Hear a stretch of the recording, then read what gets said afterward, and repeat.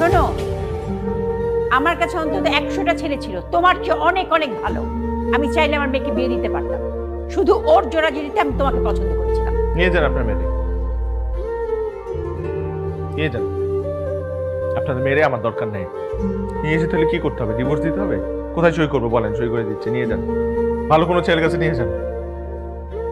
যে কোনো হাজবেন্ড ওয়াইফের সম্পর্ক হইতে পারে না।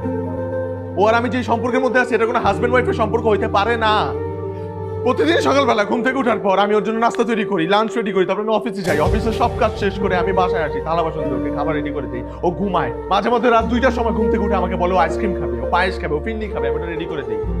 ওর জন্য অ্যারেঞ্জ করি, যেমনে হোক আমি অ্যারেঞ্জ করি। কিন্তু আমি ওর জন্য যোগ্য না।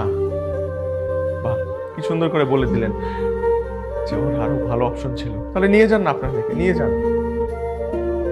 আজ পর্যন্ত ও একটাবার আমায় জিজ্ঞেস করছে